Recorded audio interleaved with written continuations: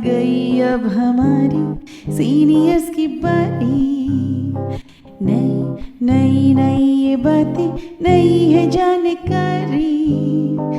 आ गई अब हमारी सीनियर्स की बारी। इनके अनुभव से अपनी बदली दुनिया सारी। इनके अनुभव से अपनी बदली दुनिया सारी। दादा दादी नाना नानी करते बातें प्यारी। सुन लो तुम समझ लो तुम, हाँ सुन लो तुम समझ लो तुम। सुन लो तुम समझ लो तुम, बात ये हमारी। खुश रखोगे इनको तो होगी खुशी तुम्हारी। नई बात है ये देखो नई जानकारी। आ गई अब हमारी सीनियर्स की बारी।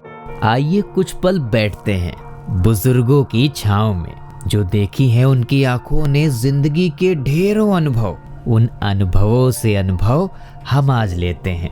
नमस्कार दोस्तों, आप सबका स्वागत है। विज्ञान प्रसार विज्ञान और प्रौद्योगिकी विभाग भारत सरकार एवं अलगप्पा विश्वविद्यालय कराईकुटू तमिलनाडु के संयुक्त तत्वाधान में वरिष्ठ नागरिकों द्वारा प्रस्तुत एक खास कार्यक्रम श्रृंखला अनुभव में, जिसे आकार दिया है डॉक्टर आर श्रीधर ने और मार्गदर्शन कर रही हैं कार्यक्रम की मेंटोर पूजा मुरादा। साथ ही निर्माता हैं चित्रा शर्मा और जमशेद खान, और जिसे आप सुन पा रहे हैं सामुदायिक रेडियो 90.8 FM 24 पर। और मैं हूँ आरजे सनी। आज हम बात करेंगे शुगर कंट्रोल के विषय पर। डायबिटीज एक आम बीमारी है। कह सकते हैं कि आज हर एक घर में आप देखते हैं कि घर का कोई ना कोई मेंबर डायबिटिक होता ही है अमूमन, और एक ऐसी डिजीज़ है जिसे हमें फिर लाइफ टाइम कंट्रोल करके अब चलना पड़ता है। तो किस तरह से हम डायबिटीज़ को कंट्रोल कर सकते हैं, आज इसके विषय पर हम आपको बहुत ही खास जानकारी देंगे।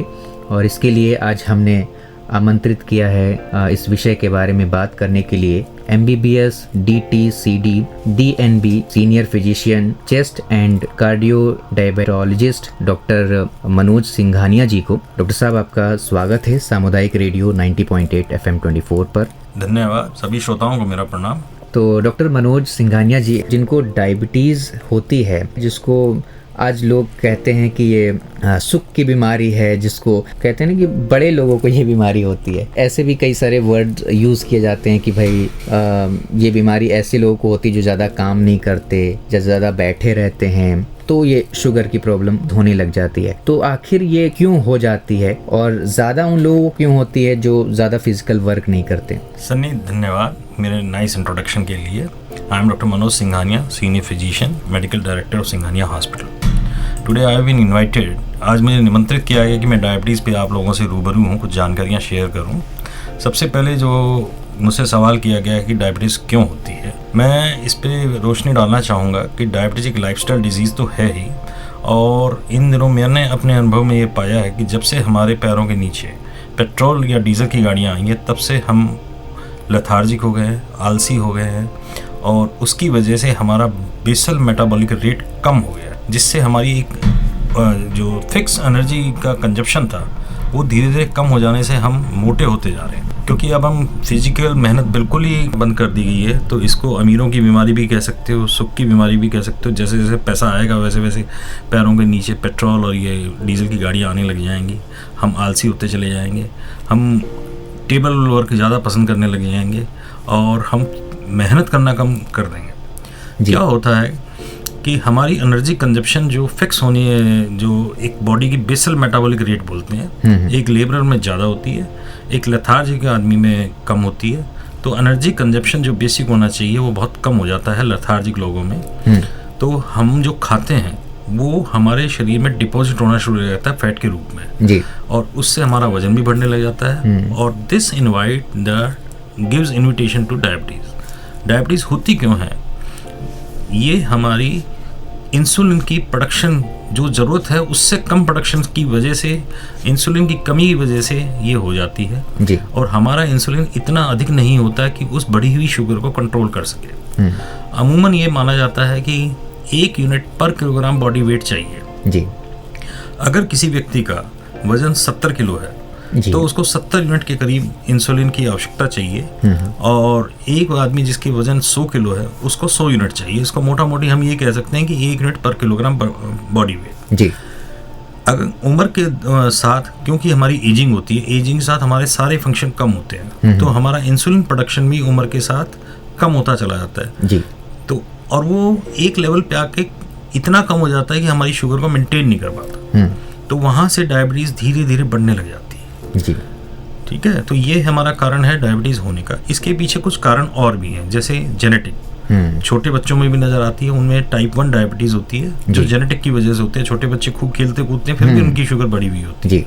तो यानी कि डायबिटीज़ होने के जो कारण होते हैं वो आपने अभी बताए, तो हमें वो चीज़ें नहीं करनी चाहिए जिनसे डायबिटीज़ होने के अंदेशे रहते हैं, तो वो चीज़ें हमें अवॉइड करनी चाहिए। अब आलसपन से हम जितना दूर रहें वो उतना ही बेहतर रहेगा। मैं सनी ये कहना चाहूँगा, हम प्रकृति से दूर होते जा रहे हैं, हमें प्रकृति से वापस जुड़ना होगा। हमें योगा करना होगा, प्राणायाम करना होगा, एक्सरसाइज करनी होगी, कुछ फिजिकल वर्क करना होगा, ताकि हमारे पसीना आए और हमारी एनर्जी खर्च हो, तो हमारा बेसिक मेटाबॉलिक रेट एनर्जी खर्च करने का वो बढ़े, तो हमारी शुगर ऑटोमेटिक कंट्रोल आएगी, हमारा वेट मेंटेन रहेगा, तो हमारी इंसुलिन की प्रोडक्शन हमारी रिक्वायरमेंट के बिल्कुल बराबर आ जाएगी। जी। तो our diabetes will be controlled by exercise, loss of weight and having less food, specially the food which is rich in sugars like juices, sugar candies, मिठाइयाँ और कार्बोहाइड्रेट्स रिच फूड। जी। तो junk foods that we should avoid. जी। Junk food का चलन इस समय बहुत ज़्यादा हो चला है, और अब क्योंकि लोग आजकल एक कंपटीशन, लोगों से आगे निकलना, और एक ऐसा माहौल बन चुका है जहाँ पर लोगों को हर चीज़ जल्द से जल्द चाहिए, तो अब लोगों के पास खाना बनाने का या घर में उस तरह से इतनी जल्दी मिल जाएगी। जी, यूँ कह सकते हैं कि डायबिटीज़ भी हमें फटाफट मिल जाएगी, क्योंकि हमें हर चीज़ आदत हो गई कि हम ऑनलाइन क्लिक करें और बस हमारे पास वो चीज़ हाजिर हो जाए। तो खाने में भी ऐसे ही है, ज़्यादातर लोग बाहर का खाना पसंद करते हैं, और बस जब भी मन हुआ तब ऑनलाइन ऑर्डर किया और आ गया, और उसके बाद खा लिया। एक छोटा सा इसमें कहना चाहूँगा, जो हमारे ट्रेडिशनल फूड हैं, जो हमारे बाप दादा दादी खाते आए हैं, जी, अगर हम उनको खाएंगे, रेगुलर एक्सरसाइज करेंगे और अंकुरित खाएंगे जैसे, जी, और मोटा अनाज जैसे गेहूं, चावल, रागी, बाजरा, इस तरह के खाने खाएंगे, तो डायबिटीज की संभावनाएं बहुत कम हो जाती है। हमें लेकिन एक्सरसाइज करनी होगी जी, और हमें एरोबिक एक्सरसाइज जरूर करनी होगी, जिससे पसीना आ जाए, हमारे फेफड़े, हृदय और इंसुलिन का ये जो सब मजबूत हो जाए, पेनक्रियाज मजबूत हो जाए, तो we will live a better life. जी सर, इसके अलावा जिनको डायबिटीज़ हो चुकी है, फिर कंट्रोल कैसे किया जा सकता है, क्या चीज़ें उन्हें करनी चाहिए? ऐसा है, डायबिटीज़ की कुछ रेंज है। खाना खाने के बाद हमारी ग्लूकोमीटर से जो लैब से 140 खाना खाने के बाद बिल्कुल नॉर्मल शुगर मानी जाती है जी। भूखे पेट 100 तक नॉर्मल मानी जाती है। अगर ये रेंज 200 तक पहुंच जाती है खाना खाने के बाद, और खाना खाने से पहले 125 तक आ जाती है, तो हम डाइट और एक्सरसाइज से मैनेज कर सकते हैं जी। दूसरा, अगर हम अपना वजन कम कर लें तो हम डायबिटीज़ को अगले 5-6 सालों के लिए पोस्टपोन कर सकते हैं। 10 किलो वजन कम करने पर अगर किसी को मान लीजिए 40 साल पे डायबिटीज़ हुई है और उसका वजन 100 किलो है जी, अगर उन्होंने घटा के अपना 80 कर लिया, तो diabetes will be postpone for next 5 to 10 years जी।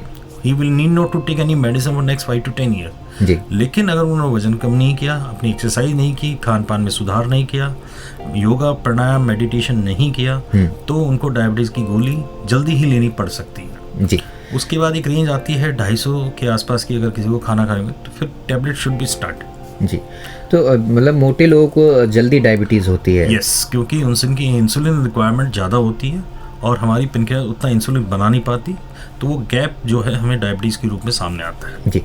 तो फिर इसका मतलब ये हुआ कि जो पतले लोग हैं वो डायबिटीज़ से अपने आप को उस टेंशन से फ्री रह सकते हैं? नहीं, ऐसा नहीं। जो टाइप 1 डायबिटीज़ है ये बच्चों में होती है, 30 साल से छोटी उम्र में होती है, पतले लोगों को ही होती है जी।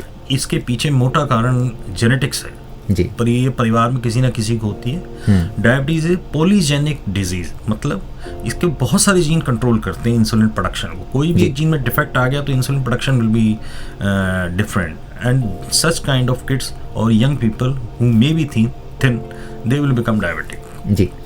एक सवाल और है, और अक्सर लोगों के मन में आता है, कई लोग ऐसे भी हैं जो ज़्यादा जानकारी नहीं रखते हैं, तो अक्सर लोग सोचते हैं कि डायबिटीज़ हुई और हमने इलाज करवा लिया, 2-3 महीने इलाज चला और अब जब हम ठीक हो चुके हैं, अब हमारी जो शुगर की जांच है वो नॉर्मल आ रही है, तो फिर हमें क्या ज़रूरत है दवाइयाँ खाने की, फिर आगे डायबिटीज़ कंट्रोल करने की।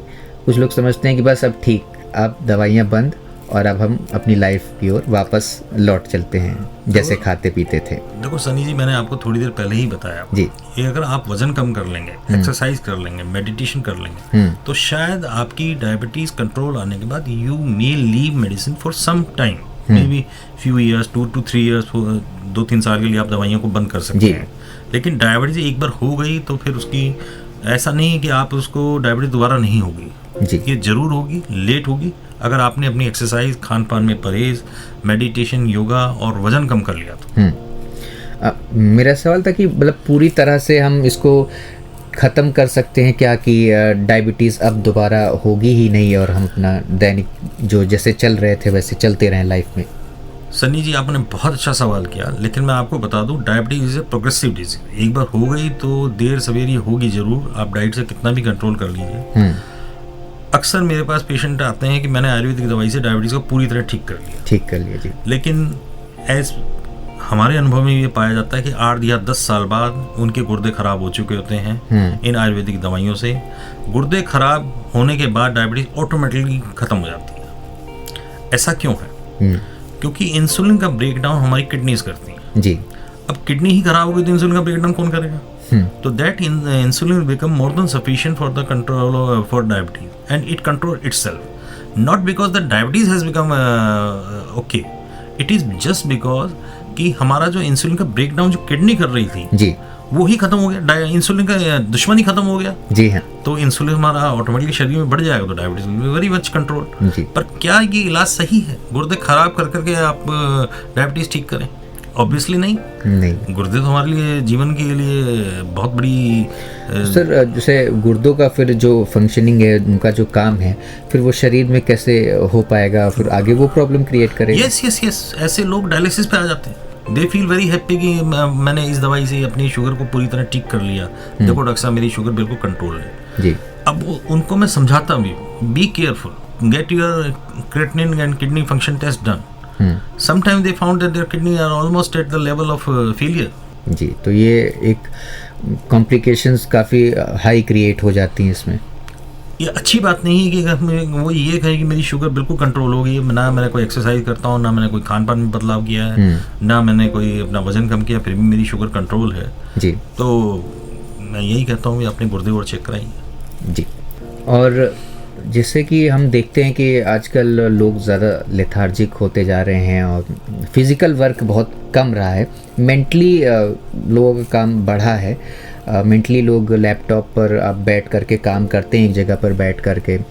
ऑफिस वर्क भी अब ऐसा ही हो गया है कि आप एक डेस्क पर बैठ करके अब सारा काम करते हैं, सारी चीज़ों को हैंडल करते हैं, सारी चीज़ें मैनेज करते हैं। ये जो हम बैठ करके एक जगह पे जो काम करना है और जो लाइफस्टाइल हमारी चेंज हो चुकी है, आज ये टाइम आ चुका है कि लोग 14-14, 16-16, 18-18 घंटे काम कर रहे हैं। सनी जी, मैं यही कहना चाह रहा हूँ, आप प्रकृति से जितना दूर जाएंगे डायबिटीज उतनी जल्दी आएगी। आप प्रकृति से जुड़िए जी, धूप का आनंद लीजिए, चलने फिरने का आनंद लीजिए, मॉर्निंग वॉक कीजिए, एक्सरसाइज कीजिए, योगा कीजिए, भगवान में भक्ति कीजिए, मेडिटेशन कीजिए। आप डायबिटीज़ इसी वजह से तो बढ़ रही है, उस एक यंगर एज पे आने लगी, वरना डायबिटीज़ यूजली 50-55 की बीमारी मानी गई थी, 50-55 के साल के बुजुर्गों को होती थी आज से 20-30 साल पहले जी। लेकिन जैसे जैसे हम एक कमरे में अपना एक डेस्क के ऊपर अपनी लाइफ ले आए हैं, एवरीथिंग ऑन मोबाइल हो गई है सब कुछ। हमने तो बाजार जाना भी छोड़ दिया बहुत सारी चीज़ों के लिए जी, सारी चीज़ें ऑनलाइन होने से तो होगा क्या, हम प्रकृति से दूर भागते जा रहे हैं। इसलिए हमारे अंदर तनाव भी बढ़ रहा है, मेंटल स्ट्रेस भी इसीलिए बढ़ रहा है कि हम उन आर्टिफिशियल लाइट के नीचे हैं। प्रकृति से हमारा कोई जुड़ाव ही नहीं है। मानव जो एक सोशल प्राणी है वो समाज से अब टूट गया है, अकेला हो गया है। मोबाइल में हजारों उसके फ्रेंड होंगे, लेकिन उसका रियल फ्रेंड एक भी नहीं होगा जो उसके साथ खेल सके, उसके साथ दुख बांट सके, जिसके साथ वो अपने बातें शेयर कर सके जी। तो ये जो स्ट्रेस है, इससे भी डायबिटीज़ होने के क्या चांस होते हैं? देखिए, मेरे अनुभव में 4 प्रकार के स्ट्रेस होते हैं। तो फिजिकल ट्रॉमा जी, जैसे हड्डी टूट जाना या स्वास्थ्य का हार्ट फेल हो जाना या और कोई किसी प्रकार की बीमारी है, फीवर जी, ये हुआ हमारा शारीरिक स्ट्रेस। एक होता है इमोशनल स्ट्रेस। इमोशनल स्ट्रेस आप इसमें अपना ऑफिस का भी स्ट्रेस मान सकते हो, पारिवारिक स्ट्रेस भी मान सकते हो, फाइनेंशियल स्ट्रेस भी मान सकते हो। और तीसरा स्ट्रेस होता है फाइनेंस का स्ट्रेस, पैसों का स्ट्रेस जी, ठीक है ना। किसी भी प्रकार का स्ट्रेस हो या crisis in life that disturbs your life will always create problem in our internal system too, and their insulin production goes wrong, we feel depressed, and when the insulin production goes down, diabetes appears at early age.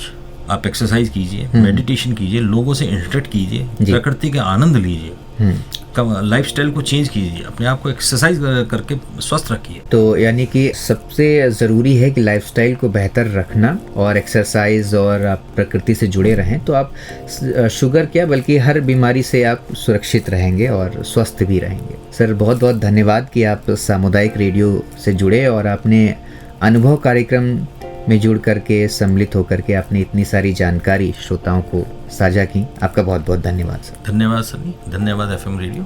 दोस्तों फिलहाल आज का ये programme आपको कैसा लगा आप हमें ज़रूर बताइएगा fmbhiwadi@gmail.com पर। और अब वक्त हो चुका है आप सभी से विदा लेने का, तो चलिए मैं ले रहा हूँ आप सभी से इजाज़त। मैं हूँ RJ सनी और आप सुन रहे थे सामुदायिक रेडियो 90.8 FM 24 पर अनुभव कार्यक्रम की यह खास कड़ी। नमस्कार। आप सुन रहे हैं 90.8 FM 24, आपका रेडियो, आपकी धड़कन।